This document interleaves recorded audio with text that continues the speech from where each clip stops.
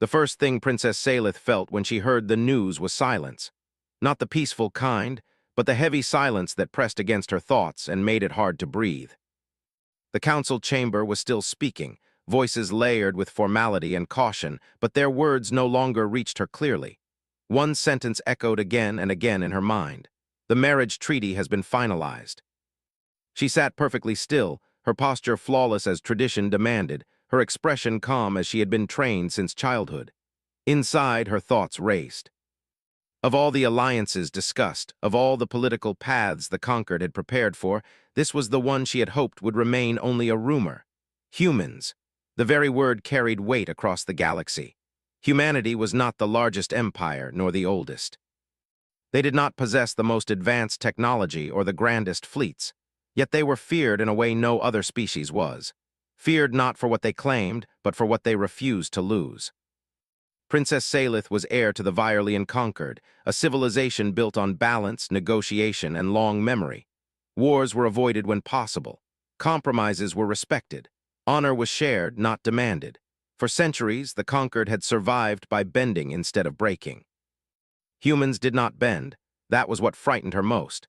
The council speaker finally finished, his voice smooth and controlled. This union will bring stability to the outer sectors. Humanity has agreed to withdraw its fleets and recognize our borders. In return, we recognize theirs and seal the bond through royal marriage. Salith inclined her head. That was all she was expected to do. No objections, no questions. The decision had been made long before she was informed. She was to marry a human. Not just any human, but the one whose name appeared most often in war reports, threat assessments, and emergency briefings. Commander Elias Ward, known among alien fleets by a title whispered with dread. The Ruthless one. No one knew where the title began. Some said it was because he never negotiated once a war started. Others claimed he destroyed enemy command structures so completely that resistance collapsed in days. Entire coalitions had broken apart after facing him, not because of brutality, but because of inevitability. Once humans committed under his command, they did not stop. Salith had seen the records, sparse images, distant scans, reports filled with numbers and cold analysis.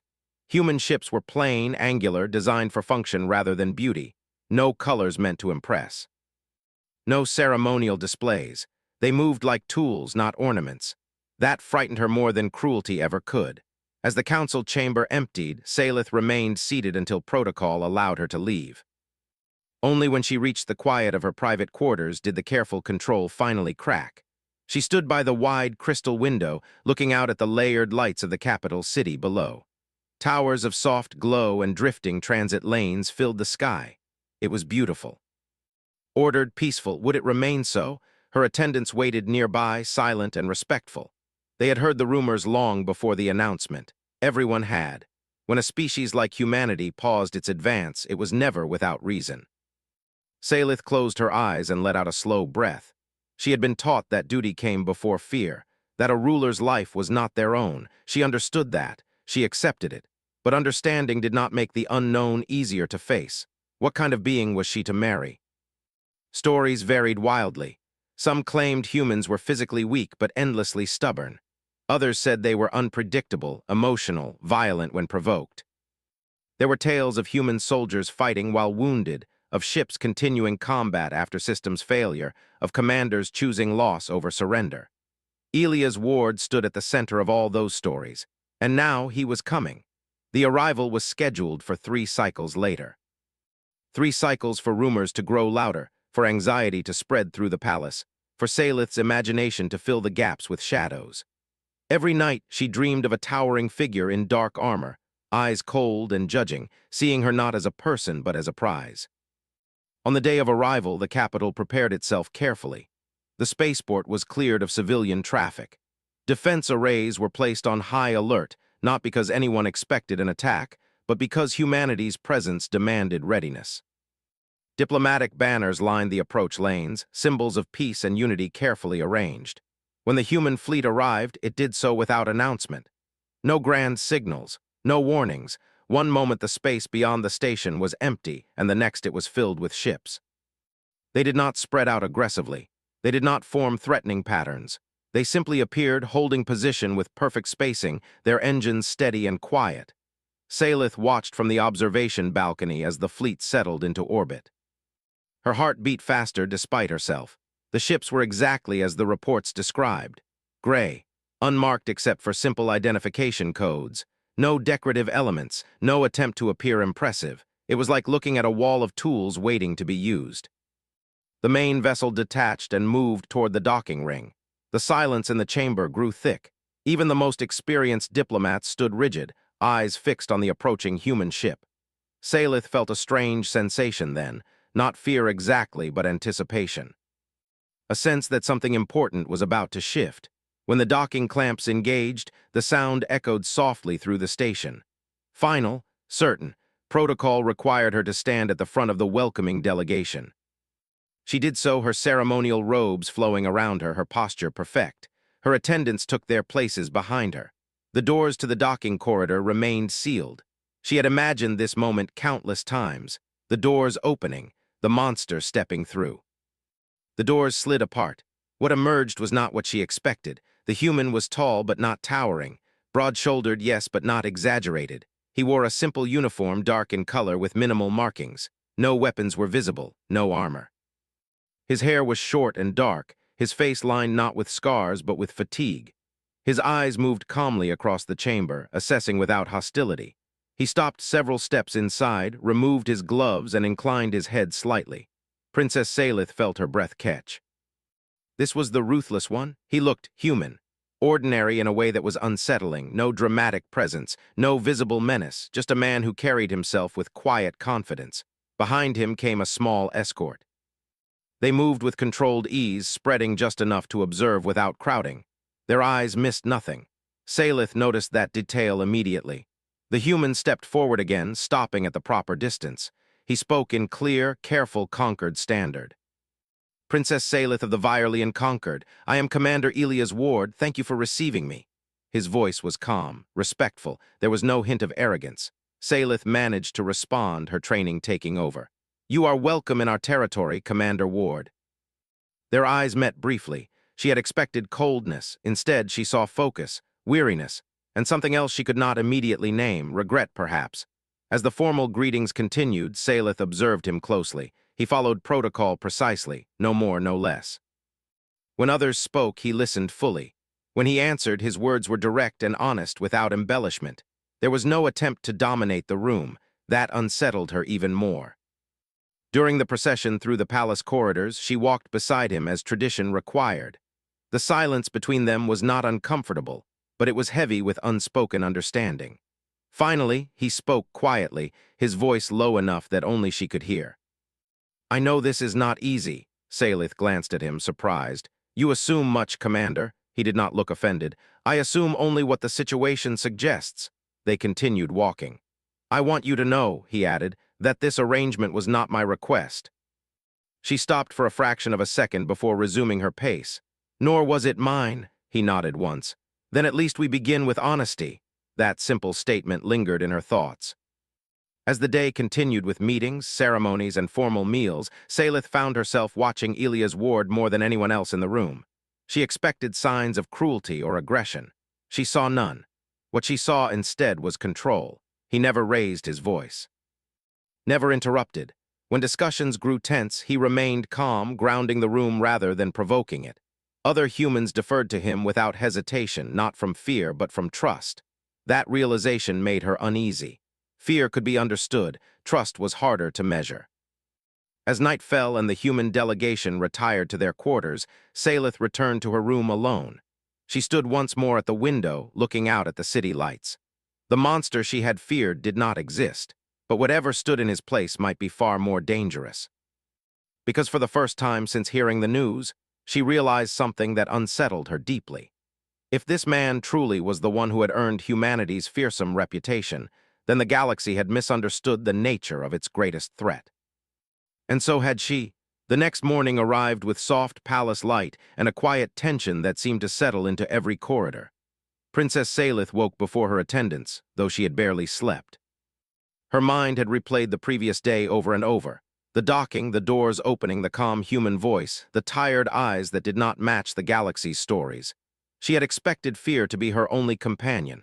Instead, something else had joined it: confusion. The Concord's palace was built for ceremony and patience. Its halls were wide, its floors smooth, its windows designed to show the city like a living jewel. Everything here reminded visitors that the Virelians were refined and stable. No one rushed in these halls. Even anger was expected to be graceful. Humans did not belong in such a place, Salith told herself. And yet, when she reached the morning council chamber, there they were, standing like they had always belonged. Commander Elias Ward waited with his team near the room's center. He wore the same simple uniform as before, clean and sharp, with only a few small markings that likely meant rank or unit. His people stood around him in relaxed positions, but Salith noticed the truth beneath that relaxed posture. They were watching everything. It was not obvious in a dramatic way. They did not glare, they did not rest their hands on weapons. It was subtler than that. They stood where they could see entrances.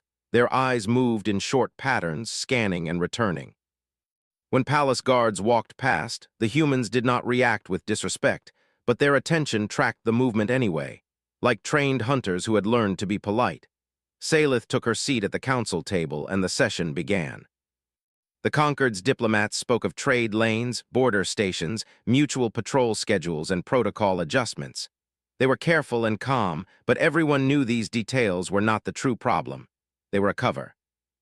A way to talk without saying the words that weighed on everyone's mind. Marriage. Salith kept her gaze steady, her expression neutral. She listened to each paragraph and each proposal, but a part of her attention stayed fixed on Elias Ward. He spoke only when asked. When he did speak, his answers were short and clear. When the Concord offered a patrol limit near disputed space, he agreed. When they suggested a joint inspection team, he accepted but added one condition: clear communication. No hidden orders, no silent changes. Confusion creates accidents, he said calmly. Accidents create wars. A Concord elder tried to challenge him gently, suggesting that uncertainty is the nature of diplomacy.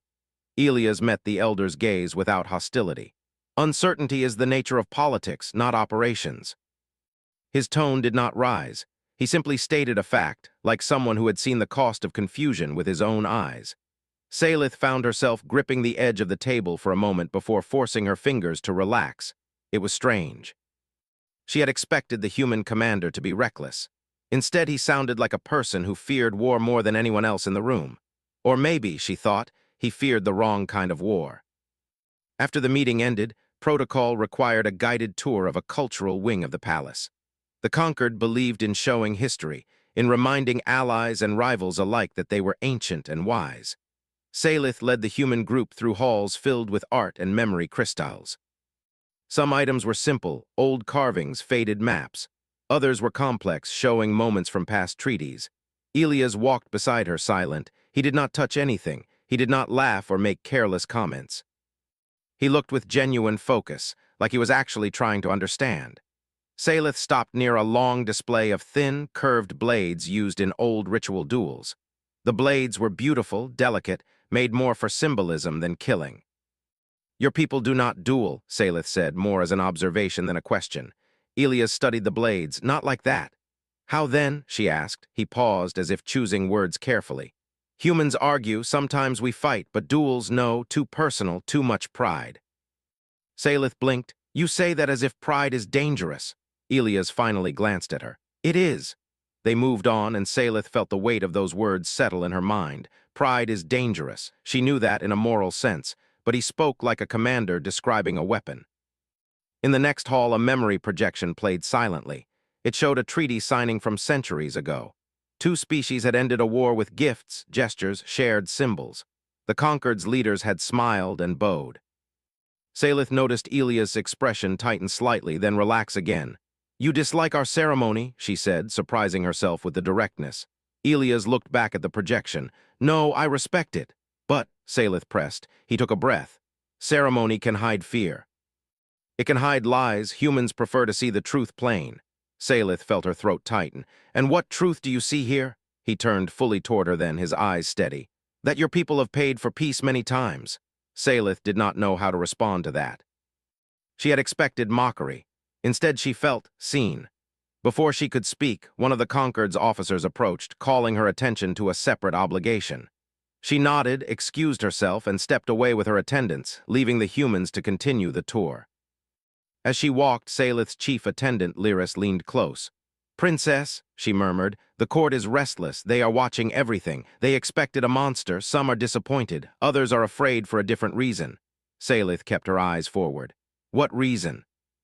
Lyris hesitated. "They cannot predict him." That was true, and prediction was comfort. Unknown things made even proud leaders behave like nervous children. Later, after the afternoon meal, Salith received a message that Elia's ward had requested a private conversation with her. Formal, witnessed by one neutral recorder, but away from the main council. Her first reaction was a spike of tension. Her second was annoyance at herself for reacting that way. He had done nothing threatening. He had been respectful, precise, controlled. Still, she could not forget the title he carried. The Ruthless one, Salith agreed. The meeting took place in a small garden room that overlooked an inner pond. The air smelled of soft flowers and clean stone. The only sound was water moving gently and distant city hum. Salith sat across from Elias at a low table. A neutral palace recorder sat at a distance, head down, ready to record only what protocol allowed. Elias began without delay. "Princess, I requested this because I want clarity." Salith tilted her head slightly. "On what matter?" "The marriage," he said, as if speaking the word cost him effort. Salith's spine stiffened. "Clarity is simple. My council has decided." Elias' face remained calm, but his eyes lowered for a moment. "I know, and my government has decided as well." Salith waited. He looked up again. "That does not mean you have no choice." Salith almost laughed, but the sound never came. "You are joking." He shook his head. "I am not. There are consequences, yes, political damage, risk. But humans do not. We do not force a person into a vow like this if they refuse." Salith's breath slowed. This was not what she expected. "Then why agree at all?" she asked carefully. Elia's jaw tightened just slightly. "Because my government believes this is the cleanest way to end the border threat.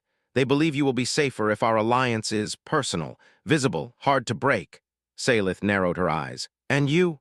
Elias did not answer right away. He looked out at the pond, the water reflecting pale light. When he spoke again, his voice was softer. "I have spent my life trying to prevent wars from lasting. I have seen what long wars do, to soldiers, to civilians, to leaders. It changes the mind, it changes the soul. People become less human, less themselves." Salith's heart beat harder. She did not understand all of human emotion, but she understood pain.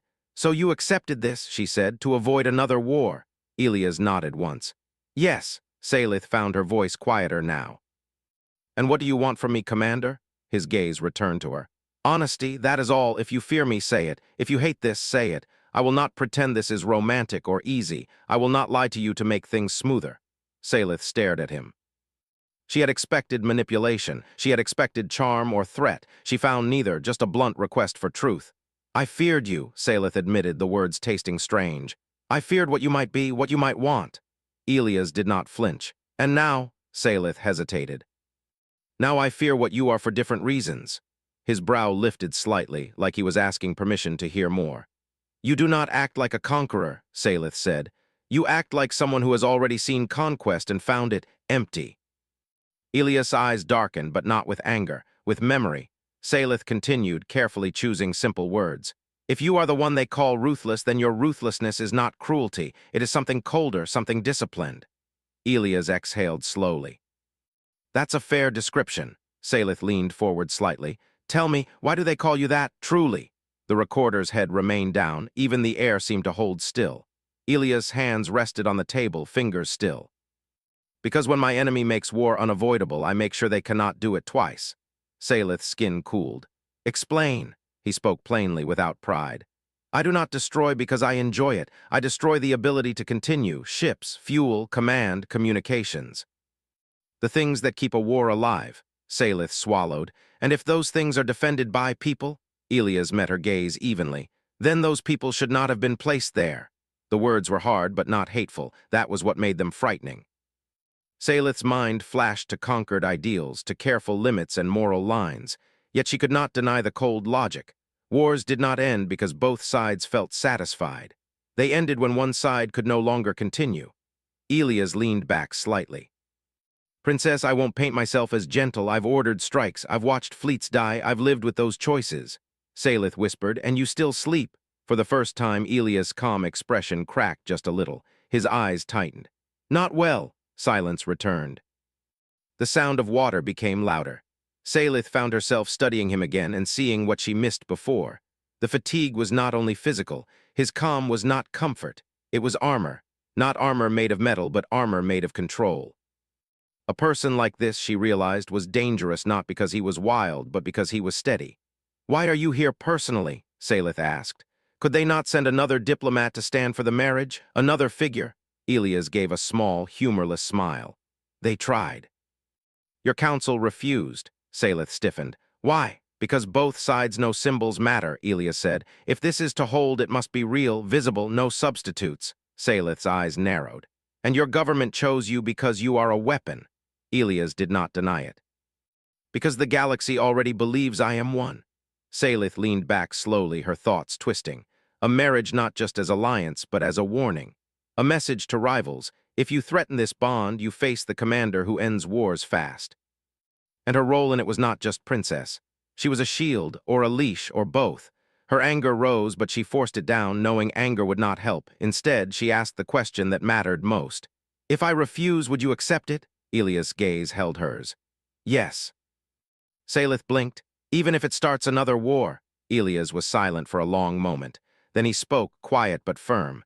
If you refuse and war happens, the war will be because leaders choose it, not because you made a human unhappy. Salith felt something in her chest loosen. Not trust, not yet, but a small crack in the fear. The meeting ended soon after. Elias stood, inclined his head in the same respectful way as before, and left without trying to continue the conversation or force anything more. Salith remained seated, staring at the pond. When she finally rose and returned to her quarters, the palace felt different. Not safer, not calmer, but clearer. She understood the shape of the human threat now, and it was not a monster hiding under a bed. It was a knife placed on the table, clean, sharp, and honest about what it was. That evening, a formal dinner was held in the human delegation's honor. High court nobles attended, along with military advisors and trade officials. The palace used every decorative tool it had: soft music, glowing wall patterns, gentle perfumes in the air, rare foods presented like art. Humans, Salith noticed, did not react much. They tasted the food politely. They nodded at compliments. They spoke in calm tones. They did not drink heavily. They did not flirt. They did not show weakness. The court had expected something dramatic from a feared species. They were not given it.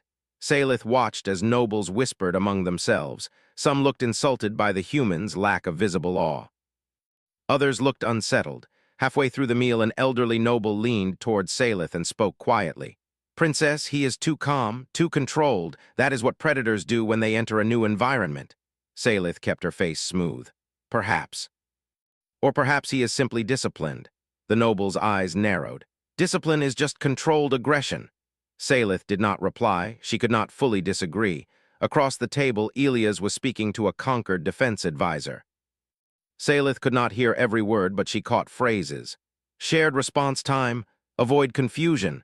If something happens, we need joint authority. He spoke like someone who expected something to happen.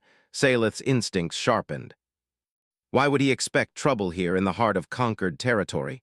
Unless humans always expected trouble, or unless he had information she did not. After the dinner, tradition required a short walk through a starlit corridor garden. Salith and Elias walked side by side again, separated from others by a respectful distance. You think something is coming, Salith said quietly. Elias' eyes stayed ahead. I think something always comes. That is not an answer, Salith said. Elias gave a small nod, acknowledging the truth. Then I'll give a better one. Your alliance with us changes the balance. Someone will test it. They always do. Salith's pulse quickened. Who? Elias did not answer immediately. We have indications. A rival coalition has been moving ships near your outer relay stations.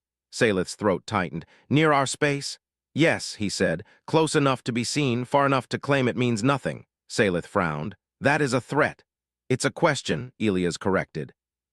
They're asking if we'll respond, if we're soft because we're talking peace. Salith felt anger flare. We are not soft. Elias finally looked at her. His gaze was steady. I know. That simple statement hit her harder than she expected. Most outsiders saw the conquered as delicate. Elias did not. He saw them as survivors, people who had chosen diplomacy not because they were weak, but because they were tired of blood. Salith swallowed. "What will you do if they strike?" Elias' voice did not change. "I will protect my people." "And mine?" Salith asked.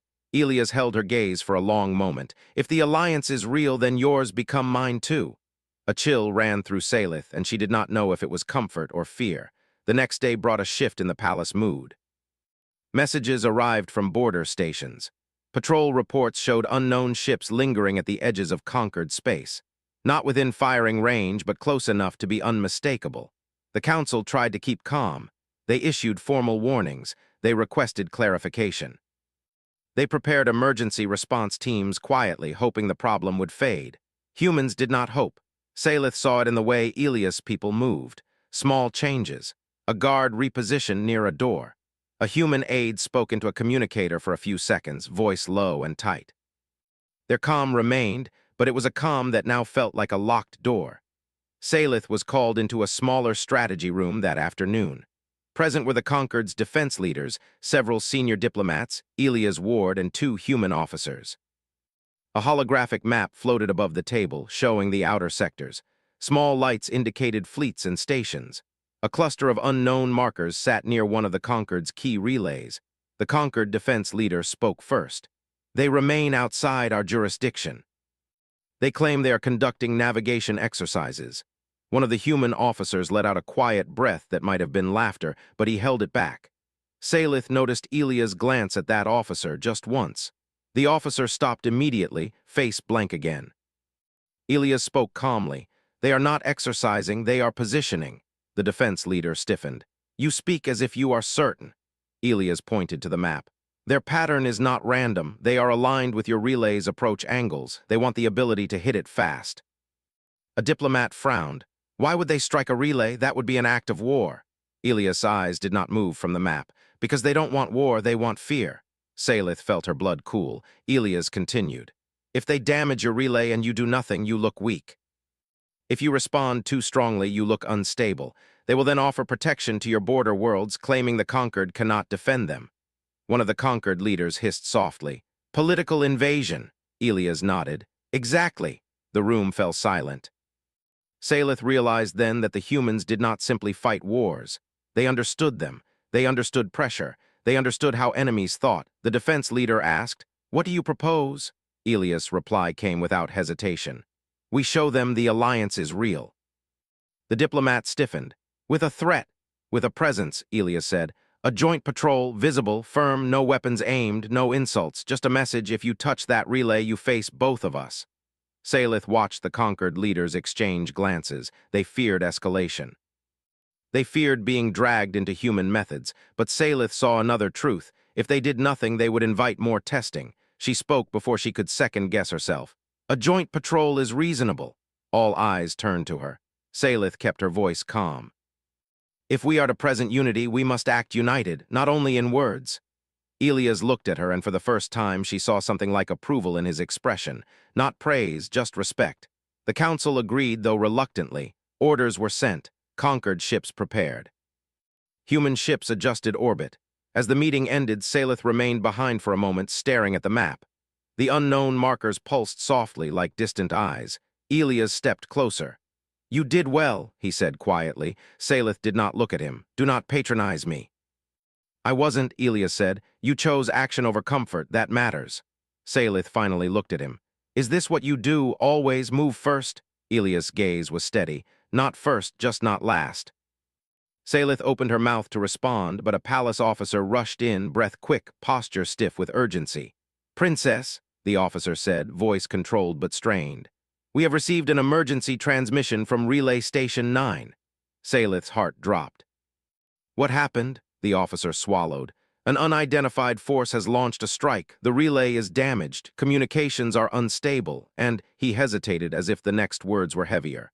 "And what?" Salith demanded. The officer turned his tablet slightly to show the incoming message. A short clip played, static-filled, showing sparks, dark smoke, crew members running through a corridor. Then a voice cracked through the interference. They hit us fast, came out of nowhere, multiple boarding pods. The image shook and the clip ended abruptly. Silence slammed into the room. Salith felt her body go cold, then hot. Her mind snapped into focus. Her people were under attack, not rumor, not politics, real danger. Elias' voice cut through the shock like a blade. Calm, controlled, immediate. Lock down the palace, he ordered to his officers, then turned to the conquered leaders. Get me direct access to your fleet command, now. A diplomat stammered, Commander, we must consult. Elias' eyes lifted, and Salith saw the shift. Not rage, not cruelty, something sharper, a calm that no longer belonged to negotiation. Consultation happens after we stop the bleeding, he said. Salith stepped forward, voice steady despite the storm in her chest. Give him access? The room froze for half a second. Then the defense leader nodded sharply, and palace systems opened secure channels. Elias' communicator chimed as his fleet acknowledged. Salith watched him stand there, still, quiet, deadly focused, and understood at last why the galaxy whispered his title. Not because he was loud, not because he enjoyed fear, but because when the moment arrived, he did not hesitate at all. And somewhere out there in the dark beyond their beautiful capital, someone had just made the mistake of proving the human warnings true. The relay was hit, the alliance was being tested, and the Ruthless one had finally been given a reason to move. The alarms did not scream. They chimed. That alone told Salith something was wrong. The Conquered's warning systems were designed to keep calm. No sharp sounds, no panic tones, even danger was meant to arrive politely. The soft chime echoed through the palace halls, steady and controlled, but beneath it was urgency that could not be hidden. Relay Station 9 was no longer responding. Salith stood in the command chamber as the full report came in piece by piece. The relay was damaged, not destroyed. External communications were unstable. Internal power was failing in sections. Unknown forces had boarded the station, then vanished before Conquered security teams could regroup. No demands had been made, no claims of responsibility. That made it worse. The Conquered defense leaders argued in tight, worried voices. Some demanded caution, others wanted to seal borders and wait. A few insisted on formal warnings before action. Their words layered over each other, each rooted in fear of escalation. Salith listened, but her attention stayed on Elias' ward. He stood slightly apart, hands behind his back, eyes fixed on the tactical display. The calm he carried during meetings was still there, but it had sharpened. It was no longer the calm of diplomacy. It was the calm of action. Time since last transmission? Elias asked. 7 minutes, a Conquered officer replied. We believe the attackers disengaged immediately after the strike. Elias nodded once. They wanted confusion, not control. A diplomat snapped speculation. Elias turned his head slowly. Experience? Salith stepped forward. Commander, what is your assessment? Every eye turned to her. Some were surprised she asked him directly. Others were relieved. Elias did not rush his answer. This was a test. They struck a vital point that is hard to defend but easy to deny responsibility for. They boarded to gather data or plant devices, then withdrew. Withdrawn to where? The defense leader asked. Elias tapped the display. A small cluster of unknown ships blinked faintly beyond the relay's sensor range. There. The room fell quiet.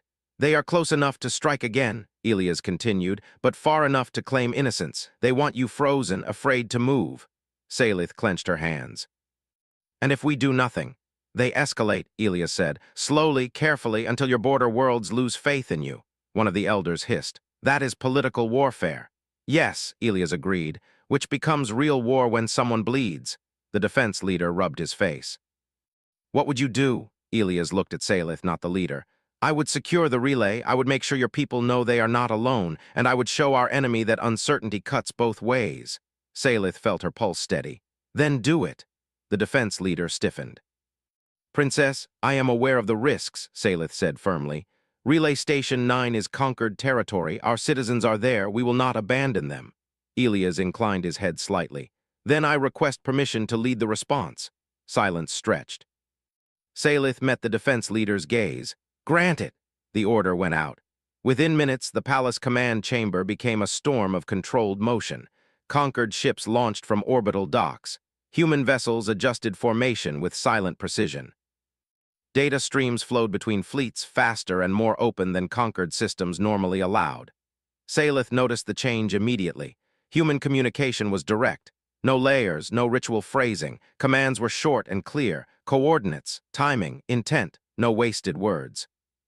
Elias moved to a command station, fingers gliding across controls with ease. He did not raise his voice. He did not repeat himself.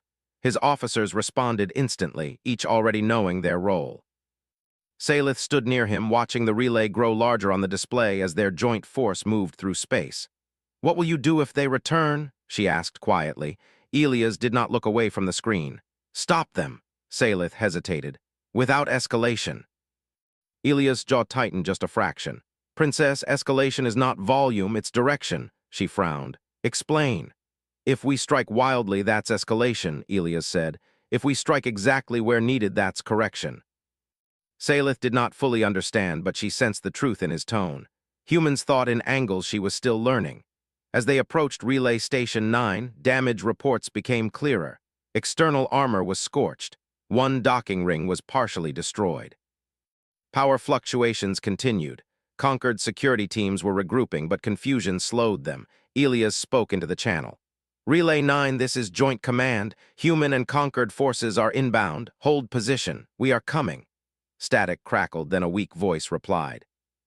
"Copy, systems unstable, internal sensors compromised." Salith's throat tightened. These were her people. Elias' expression did not change, but his voice softened just slightly. "You did well. Sit tight." Human boarding teams prepared silently. Their armor was simple, dark, designed for movement rather than display. Conquered Marines stood nearby, their gear more ornate but equally functional. Salith watched both forces side by side. Different styles, same readiness. The joint fleet took up position around the relay. Human ships moved first, forming a wide perimeter. Conquered vessels filled in behind them, protected by the humans' placement. One of the conquered officers frowned. "They're shielding us." Salith saw it too. Human ships took the forward angles, the most likely approach paths. They did not announce it, they just did it. Elias gave quiet orders. "No pursuit, no provocation, we secure the station, nothing else." "What if they fire?" an officer asked. Elias' eyes flicked up. "Then they answer for it." Boarding teams launched. Salith followed the operation through live feeds. Human teams moved with speed and silence, clearing corridors methodically. Conquered teams followed, securing and assisting crew. There was resistance, but brief. A few automated defenses triggered, then shut down. No drawn-out fights, no chaos. Salith expected violence. She saw efficiency instead. In one feed, a human team encountered a damaged corridor where conquered technicians were trapped behind debris. Without hesitation, the humans shifted formation. One provided cover. Two lifted the debris with mechanical assistance. The technicians were pulled free, shaken but alive. No cheers, no comments, just action. As teams swept the station, evidence emerged. Devices had been planted near communication cores, not bombs, listening systems. Tracking markers. "They were mapping us," a conquered analyst said. "Learning response times." Elias nodded. "Now they know." Salith felt anger rise. "They endangered lives just to watch us." "Yes," Elias said. "That's why we respond." The unknown ships lingered at the edge of the sensor range. They did not move closer. They did not retreat. Waiting, Elias studied their position. "They expect hesitation," Salith asked. "What do they get instead?" Elias' fingers danced across the controls. "Clarity." He opened a channel, broadcasting on open space frequencies. His voice was calm, measured, unmistakable. "This is Commander Elias Ward of the Human Defense Fleet. You have conducted an unauthorized strike on a civilian relay station under joint protection." There was no reply. "You will withdraw your vessels beyond this sector within 5 minutes," Elias continued. "Failure to do so will result in loss of operational capability." A conquered diplomat hissed softly. "You cannot issue ultimatums."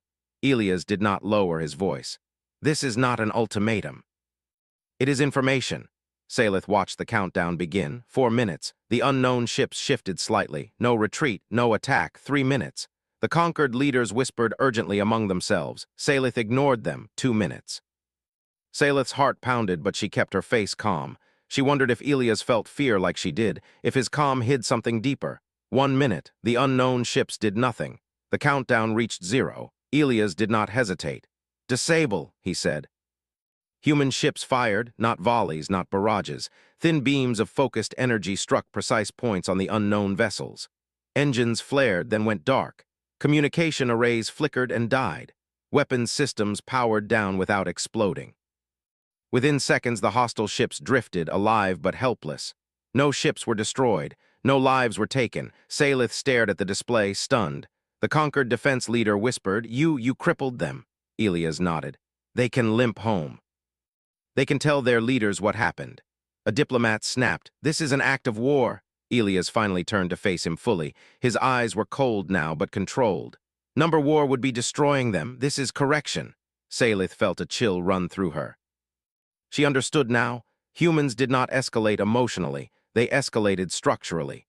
As recovery teams stabilized Relay Station 9, conquered citizens began to realize what had happened.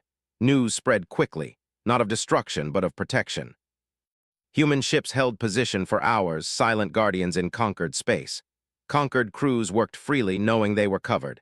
Salith received reports from border worlds, relief, gratitude, confidence returning. The Palace Council reconvened that evening. The mood had changed. Fear was still there, but it was no longer dominant. The defense leader spoke first. The relay is secure, no casualties, minimal damage. A diplomat added reluctantly, The hostile fleet has withdrawn. They are transmitting apologies. A soft ripple of disbelief passed through the room. Salith looked at Elias. They apologized? Yes, Elias said. They don't want further clarity. The elders exchanged glances. One spoke carefully. Commander Ward, your methods are effective. Elias inclined his head. They are designed to be. Salith stood. This meeting is concluded. As the room emptied, she remained behind with Elias. You did not destroy them, she said quietly. No, Elias replied. That would have taught the wrong lesson. Salith turned to face him fully. Which is? That fear ends alliances, Elias said, but respect keeps them. Salith searched his face. Is that what you want, respect? Elias considered the question. I want stability, respect helps. Salith exhaled slowly. You protected my people. Yes. Even before the marriage is finalized. Elias met her gaze. An alliance isn't a future promise, it's a present action. Something shifted inside her then, not trust, not love, but certainty. The galaxy had tested humanity. And humanity had answered, not with rage, but with precision. Later that night, Salith stood alone again at her window. The city lights felt steadier now, stronger. Her communicator chimed softly, a message from Elias. Relay crews are safe, your people held well. She stared at the words for a long moment before replying. Thank you. The response came almost immediately. You're welcome. Simple, direct, human. Salith realized something important then. The galaxy feared humans because they believed humans were monsters. The truth was far more unsettling. Humans were not monsters. They were guardians who decided very carefully where to draw the line, and once drawn, they did not let anyone cross it. Far beyond conquered space, the crippled hostile fleet limped away. Their commanders spoke in hushed, urgent tones. Data scrolled across damaged consoles, showing human firing patterns, response times, and coordination. One officer whispered, We misjudged them. Another replied, voice tight, No, we misunderstood them. The first officer swallowed. What do we tell our leaders? The commander stared at the stars ahead. We tell them this. If humans say something is protected, believe them. Back in the palace, Salith finally allowed herself to sit, truly sit and think. The marriage still waited. The future was still uncertain. But one thing was clear now. The Ruthless one did not destroy because he wanted to. He destroyed only the things that threatened what he chose to protect. And she, Princess of the Conquered, was beginning to understand what it meant to stand under that protection.